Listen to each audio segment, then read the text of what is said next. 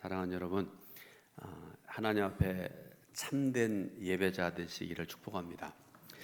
이번 주일은 대림절 두 번째 주일입니다. 이 절기는 아기 예수님의 오심을 기대하면서 기다리는 절기라 말씀드렸죠. 그리고 우리가 기다리면서 뭘 해야 될까를 생각을 해봐야 된다고 말씀드렸죠. 여러 가지 말씀드렸습니다. 그 중에서 가장 중요한 것 중에 하나가 예배자로 서는 것, 이게 중요하다 말씀드렸습니다. 이 시간에 저와 여러분들이 어떤 예배자가 되어야 될지, 그리고 아기 예수께서 오셨을 때 어떤 기쁨으로 맞이할 수 있을 것인지 말씀을 통해서 은혜 받고 또 그대로 행하면 저와 여러분들이 되었으면 좋겠습니다. 예수님께서 유대를 떠나서 갈릴리로 가시던 중에 사마리아를 통과하여야 하겠는지라라고 요한복음 4장 3절부터 4절에서 말씀을 하십니다. 여러분들 많이 알고 계실 텐데요. 예수님 당시에 그 유대 지도, 이스라엘의 지도를 한번 보면서 잠깐 말씀을 드립니다. 보시면 제일 아래쪽에 빨간 글씨로 유대 이렇게 나와 있죠. 이스라엘 사람들이 사람이 살 수 있는 그 가장 남쪽입니다. 그 아래는 못 살아요. 너무 덥고 거칠고 그래가지고요. 그리고 중간에 보면 사마리아 지역이 있죠. 또 북쪽에 보면 갈릴리 지역이 있습니다. 그러니까 예수님께서 유대에서 떠나셔서 아마 예루살렘쯤 될 것 같아요. 거기서 출발하셔가지고 갈릴리로 가시려 하셨다, 그런 말씀입니다. 그런데 가시던 중에 반드시 통과해야 될 곳이 어딘가 하면 사마리아, 그죠? 그래서 사마리아를 통과해서 이제 갈릴리로 가시던 중에 어떤 마을에 들어가셨는가 하면 수가라는 마을에 들어가셨다, 이렇게 말씀을 하세요. 자, 여러분, 동그라미 쳐놓은 동네가 수가라는 동네입니다. 자, 사마리아의 수가라는 동네에 들어가셔서 피곤하여 우물 곁에 그대로 앉으신 때가 성경 말씀 보니까 6시쯤 되었더라, 이렇게 말씀을 하세요. 이 6시는 해가 중천에 떠 있는 시간입니다. 사람들이 쉬는 가장 뜨거운 12시경입니다. 그런데 여러분, 혹시 중동 지역을 가보신 분들은 알겠지만 이 중동이란 지역의 한낮은 상상을 초월할 정도로 덥습니다. 엄청나게 덥습니다. 40도는 일반적이고요. 심지어는 50도까지 올라가고 그러지 않습니까? 정말 어려운, 견디기 어려운 그런 날씨입니다. 그런데 한 사마리아 여인이 아무도 다니지 않는 정오에 물을 기르러 우물가에 왔습니다. 그런데 왜 이 여인은 다른 사람들은 쉬고 있는 아무도 다니지 않는 무더운 정오에 물을 기르러 왔을까? 예수님과의 대화를 통해서 우리가 알 수 있는 것은 뭔가 하면 그녀는 남편을 5번이나 바꾼 이력이 있었던 여인입니다. 참 대단한 여인이죠. 주석을 보니까요, 이런저런 이유들로 인해서 사마리아 여인이 이런 삶을 살 수밖에 없었을 것이다 라고 말씀을 하고 있는데, 그런데 분명한 사실은요, 예수님 당시도 마찬가지지만 우리가 지금 2025년을 살고 있잖아요. 이때에도 여러분 주위에 혹시 한 여인이 있는데 이 여자가 남편을 5번이나 갈아쳤다 생각을 하면 여러분 어떤 생각을 가질까요? 참 현숙한 여인이다, 그런 생각을 할까요? 이 여자 상종하면 안 되겠다, 그런 생각 할까요? 하겠죠? 뒤에서 손가락질하고요. 그러니까 그 여인도 모를 리가 없죠. 사람들이 다 자기를 손가락질하고 가까이 하려고 하지 않고 그런 것들을 알 거 아닙니까? 그러니까 다른 사람들 다 너무 더워서 쉬고 있는 이때에 이 여인 혼자가 물을 기르러 우물에 나왔다, 그런 말씀입니다. 그런데 여러분, 이 사마리아 여인은요, 물을 기르러 왔지만 그녀의 영혼의 목마름은 더 깊었을 것에 틀림이 없습니다. 말씀을 쭉 보면 알 수 있지요. 한번 여인의 상황을 한번 생각을 해보세요. 누구도 그와 함께 하려고 하지 않아요. 뭐 어려운 문제 있어가지고 좀 의논도 하고 싶은데 다 문을 닫아버리죠. 피해버립니다. 혼자밖에 없습니다. 그런데 분명한 사실은 이 사마리아 여인뿐만 아니라 현대인에게도 영혼의 목마름이 깊다는 사실입니다. 사마리아 수가성 여인이 남편을 5명이나 바꿨던 것처럼 오늘 살아가는 저 여러분들도 다양한 것들을 바꿉니다. 교회도 바꾸고요. 조금만 마음에 안 들면 내가 뭐 여기만 다니나 뭐 그러면서 여기 갔다 저기 갔다 그러죠. 직장을 바꾸기도 하고요. 더 나은 환경으로 이사하기 위해서 아파트를 좋은 데가 어디가 있을까, 지역이 어딜까 자꾸 바꾸고 그러잖아요. 그러나 여러분, 세상에 내 마음에 드는 직장 없어요. 남편도 없습니다. 제가 일부 예배 때 말씀드렸더니 성도들이 막 웃으시던데, 제 아내 지금 여기서 예배 드리고 있거든요. 제가 얼굴을 못 보겠는데 한번 물어보세요. 이 양로가 마음에 드느냐고요. 아마 어림도 없다고 그럴 거요. 이 사마리아 여인은 고립이 되어 있습니다. 예수께서 여인과 대화하시다가 갑자기 질문을 하세요. 말씀을 하세요. 가서 내 남편을 불러오라. 여인은 정직하게 반응합니다. 저는 남편이 없나이다. 여러분, 이 말씀을 다르게 표현하면 저는 죄인입니다 라는 말과 똑같은 그런 말이죠. 여인은 예수님과 대화하면서 갑자기 무너져 내리고 있습니다. 더 이상 부끄러운 과거를 숨기지도 않습니다. 왜 그렇습니까? 주님 다 아시기 때문에 그래요. 주님은 빛이셔서 빛이신 예수 그리스도 앞에서 자신의 모든 것이 드러났지만 감출 수 없다는 것을 알았던 그녀는 솔직하게 주님 앞에 고백을 하고 있는 것을 볼 수가 있습니다. 여인은 예수님과 대화하는 가운데 점점 빛 안으로 들어오면서 예수 그리스도에 대해서 조금씩 눈이 열리기 시작합니다. 그래서 19절에 보니까 그 여인이 고백하기를 뭐라고 고백합니까? 주여, 내가 보니 선지자로소이다 라고 고백을 합니다. 영적인 눈이 떠지기 시작했다, 그런 말씀이죠. 지금 내 앞에 있는 이 남자, 이제까지 5명의 남편을 가르치고 할 때마다 남자들이 자꾸 옆에서 이렇게 나랑 좀 사귀자고 그러고 별의별 짓, 나쁜 짓 하고 못된 짓 하고 그런 남자들하고는 다른 모습으로 내 앞에 있는 분이 계시다는 그런 것을 이 여인이 알았다, 그런 말씀 아닙니까? 영의 눈이 열리면서 여인은 어떤 문제를 제기하는데요. 자, 오늘 읽을 말씀 중에 20절 말씀인데, 자, 여러분 20절 말씀을 같이 봉독합니다. 우리 조상들은 이 산에서 예배하였는데 당신들의 말은 예배할 곳이 예루살렘에 있다 하더이다. 아멘. 대화하던 중에 이 여인은 왜 갑자기 예배 문제를 꺼냈을까요? 어떻게 보면 상황이 안 맞는 것처럼 보입니다. 그런데 사마리아 여인에게 있어서는 가장 시급한 문제였기 때문에 이런 질문을 예수님께 하고 있는 것이죠. 자, 예수님을 만난 사마리아 여인이 첫 번째 꺼낸 주제는 예배였습니다. 우리가 생각하기에 이 여인의 가장 큰 문제는 6번째 남편은 누구일까? 그 여인에게 가장 큰 문제일 것 같은데 그게 아니었단 말씀이죠. 그녀에게 있어서 가장 큰 목마름의 원인은 예배였습니다. 여인의 질문에 예수님은 기다리셨다는 듯이 21절부터 24절에서 예배론에 대해서 주옥 같은 그런 말씀을 주고 계세요. 그런데 그 여인의 관심은 무엇이었습니까? 예배 중에 뭘 이 여인이 관심을 가지고 있는가 하면 예배 장소입니다. 장소. 예배 장소. 이것은 유대인이나 사마리아 사람들 모두에게 최고의 이슈였습니다. 그런데 여기에는 복잡한 역사적인 신앙적인 그런 바탕들이 다 담겨져 있는 그런 말씀인데요. 여인의 질문의 핵심은 그렇습니다. 반드시 당신의 조상들이 얘기하는 것처럼 예루살렘에서만 예배드려야 됩니까? 라는 그런 질문입니다. 이 질문이 북이스라엘 사람들에게 예루살렘 예배의 정통성에 대한 반감이 있다는 것을 의미하는 그런 질문이기도 합니다. 여러분, 구약 시대를 한번 생각을 해보세요. 또 예수님이 오셨던 예수님 시대를 한번 생각을 해보세요. 남유다 백성들이나 북이스라엘 사람들이나 모든 백성들은요, 절기만 되면 다 예루살렘으로 올라가야 됩니다.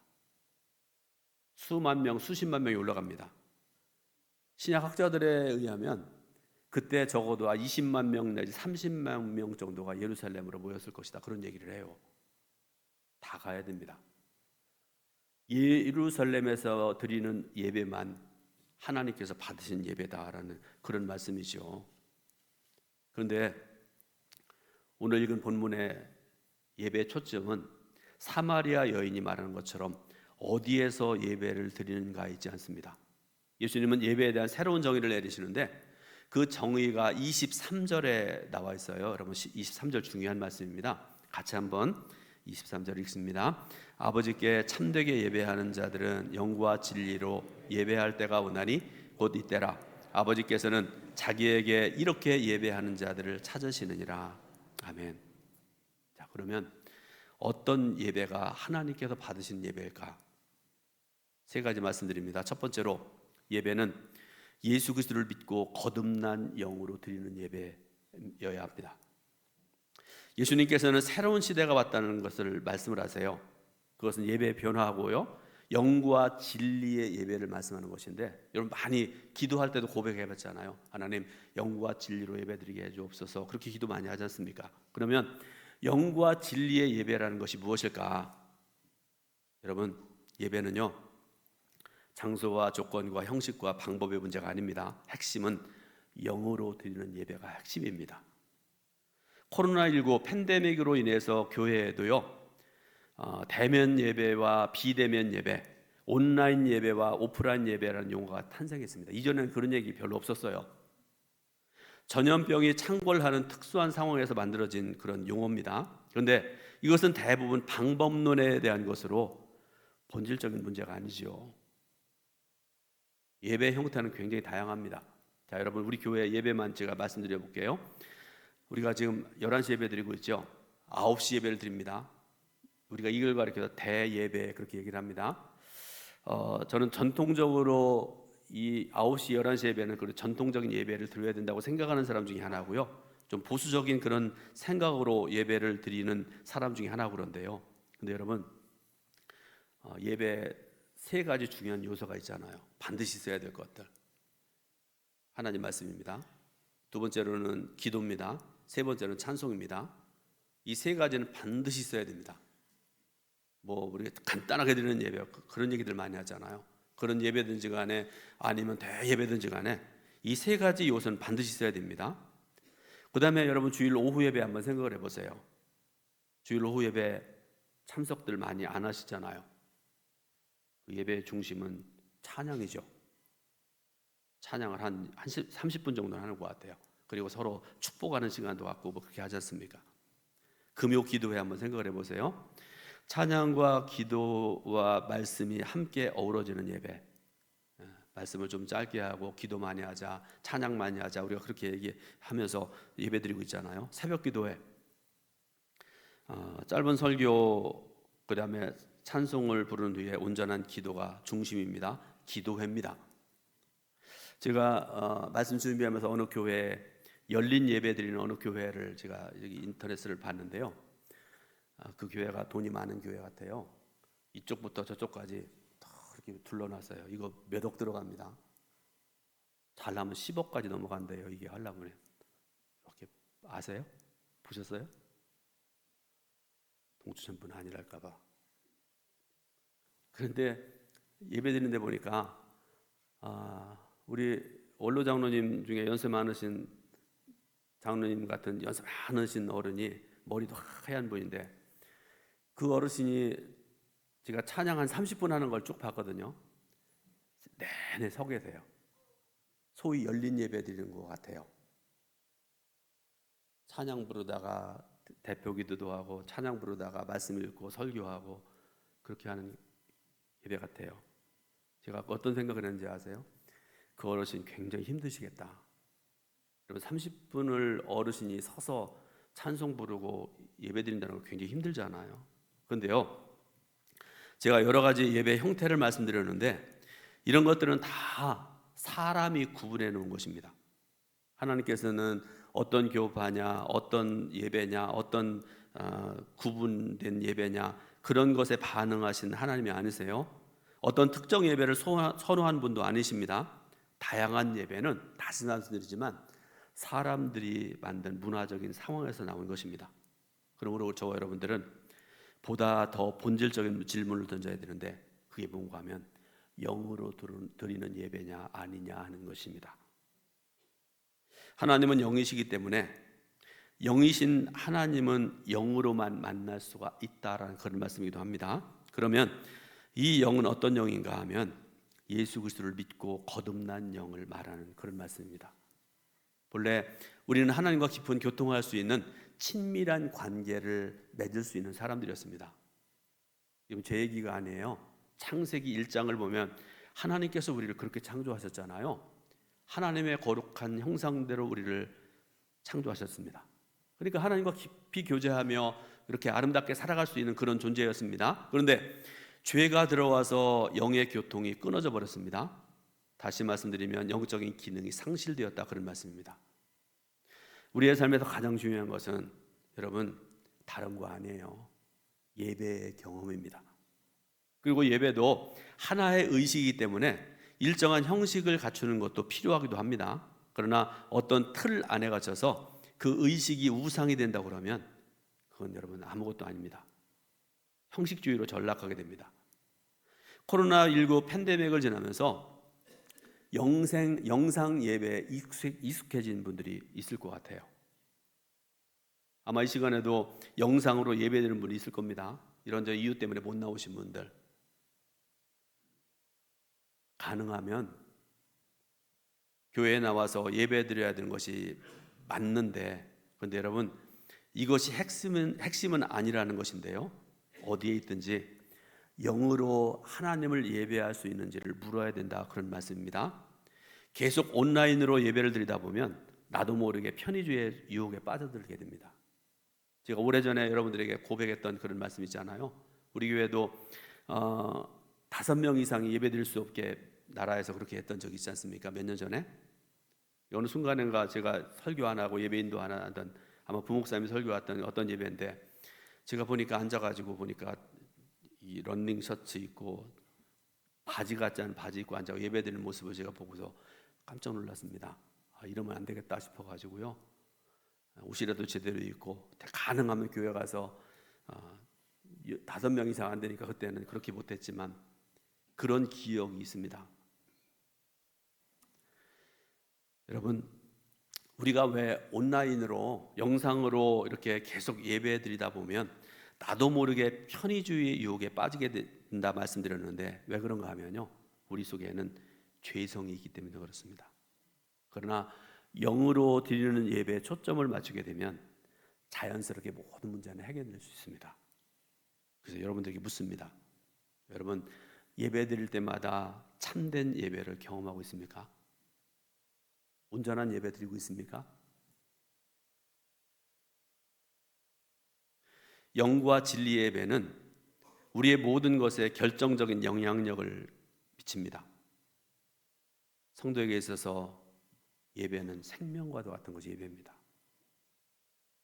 그러므로 예배를 소홀히 하면서 믿음이 있는 제하는 분들, 영과 진리의 예배자로 서는 것부터 다시 신앙을 리모델링할 수 있기를 주님의 이름으로 부탁을 드립니다.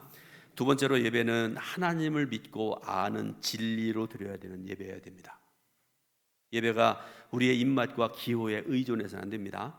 자칫 나 중심으로 예배드리기 쉽습니다. 이따금씩 그런 분들이 있으세요. 오늘 예배 참 좋아서 은혜 받았습니다만 해도 괜찮은데 오늘 예배 참 좋아서 그런 분들에게 묻습니다. 왜 예배가 좋았을까요? 성가대 찬양이 좋았을까요? 설교가 괜찮았나요? 옆에 앉은 사람의 모습이 괜찮았나요?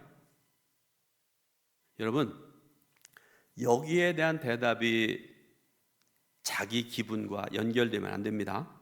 우리의 감정이나 기호, 분위기가 예배의 초점이 아닙니다. 여러분 예배 중심은 철저히 하나님이세요.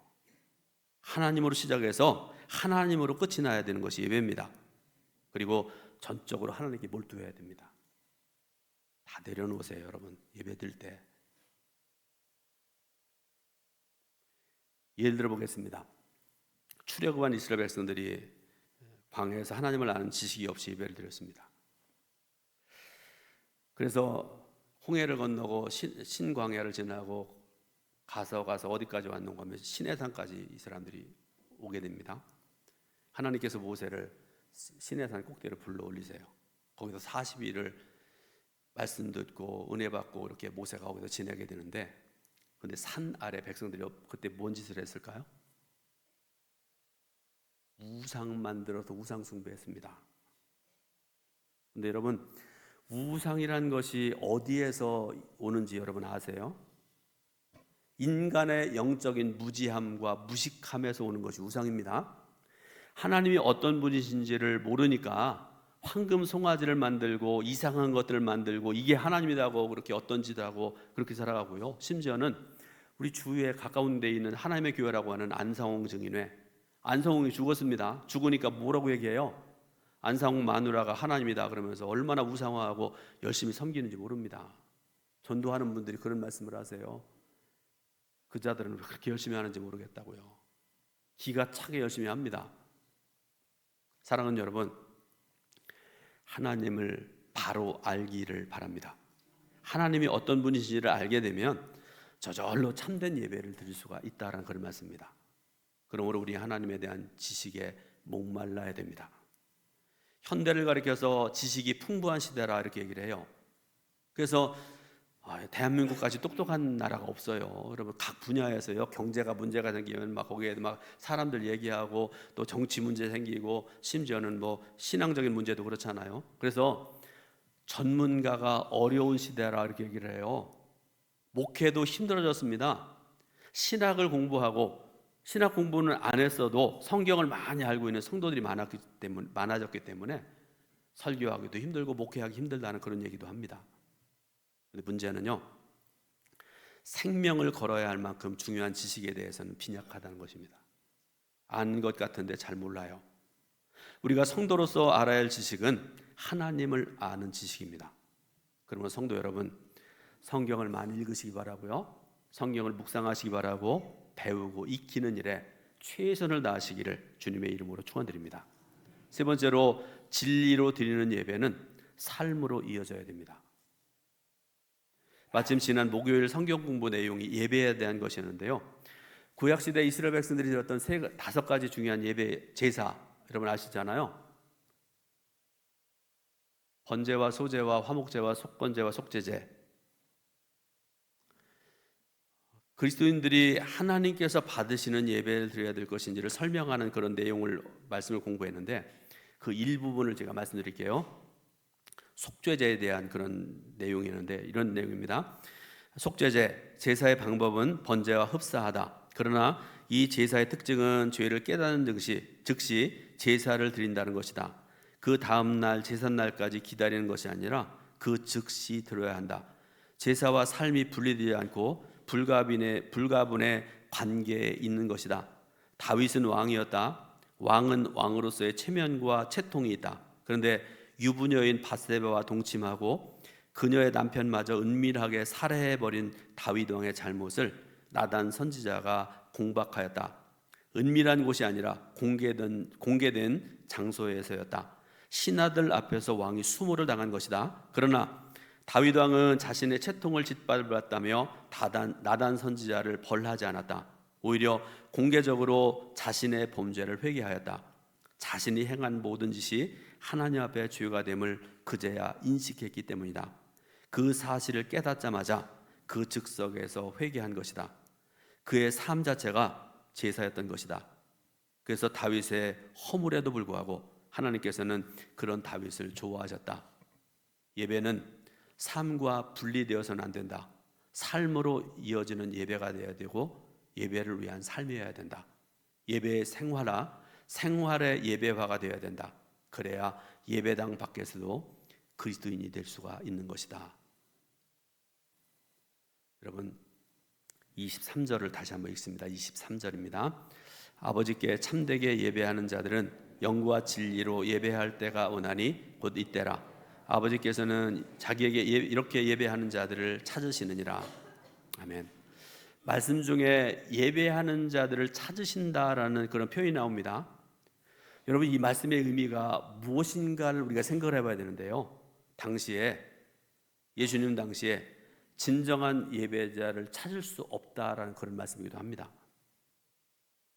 당시 이스라엘의 예배는요, 구약의 말라기 예언이 닫혀지고 예수 그리스도가 이 땅에 오시기까지 약 학자마다 들려요. 300년 내지 400년 정도 신구약 중간기가 있었습니다. 말씀도 없고 예언자도 없고 아무것도 없는 영적인 암흑기 시대를 여러분 300년 혹은 400년을 지냈다고 생각을 해보세요. 그래서 모든 신앙적인 모든 것들이 다 죽어져 있는 그런 상황입니다. 그런데 예수님께서 오셔서 복음을 우리에게 주셨고 그 복음을 바탕으로 교회가 세워졌고 하나님께 드리는 예배가 드려졌다는 그런 말씀입니다. 오늘도 마찬가지입니다. 많은 그리스도인들이 주일이면 예배드리기 위해서 교회로 나옵니다. 참 귀한 일이죠. 그런데 한 사람 한 사람이 다 하나님께 예배드리는데 모든 사람들이 다 참된 예배자일까를 우리가 생각을 해봐야 된다, 그런 말씀이죠. 하나님은 예배 의식을 받으시는 분이 아니라 예배를 받으시는 분이 돼요. 예배 순서가 아니라 예배자의 태도에 관심이 있으세요. 그 예수님께서는 예배드릴 마땅한 공간이 없다고 한탄하지 않으십니다. 나무 밑에서 예배드려도, 비가 와서 우산 쓰고 예배드려도 신령과 진정으로 드리는 예배를 하나님께서 받으신다, 그런 말씀이죠. 쾌적한 공간은 우리 사람들에게 관심인데요, 하나님 그런 데 관심이 별로 없으신 것 같아요. 제가 많은 교회들 다녀보고 그랬는데 우리 교회 의자 굉장히 괜찮아요. 괜찮으시죠? 조금 이렇게 뒤로 이렇게 앉으실 수 있고 푹신거리고 괜찮습니다. 어떤 사람들은 조금 불편한 교회 가면 의자가 왜 이래? 저 교회는 마이크가 좀 이상하다, 막 소리 나고 막 잘 안 들리고, 겨울인데 왜 난방은 또 이러냐, 그러면서 막 관심 가지고 그것 때문에 예배도 못 드리고 막 화도 나고 막 그러잖아요. 그런데 여러분, 하나님은 오직 한 가지 관심 가지신 것이 참다운 예배자, 영과 진리로 예배드리는 성도라면 충분하다고 말씀을 하세요. 결론적으로 말씀드립니다. 내 영혼을 온전히 만족시킬 수 있는 분은 하나님 한 분뿐이십니다. 인간의 마음속에 있는 허전함과 외로움을 잠재울 수 있는 분도 하나님 한 분뿐이십니다. 근데 여러분, 우리가 살아가는 이 시대에 가장 강력한 우상이 하나 있는데 그게 뭔가 바로 나예요. 나 자신. 나를 만족시켜 주기를 원해요, 사람들이. 그러나 참된 예배가 드려지는 곳에는 우상이 발을 붙이지 못합니다. 그러면 성도 여러분, 예배로 승부 거두시기 바랍니다. 예배로 인해서 성도는 성도가 되고 예배로 인해서 교회가 교회다워집니다. 그런 역사가 여러분 한 사람 한 사람의, 그리고 우리 동천교회에 있어지기를 주님의 이름으로 축원드립니다. 기도하겠습니다. 하나님 은혜와 크신 사랑을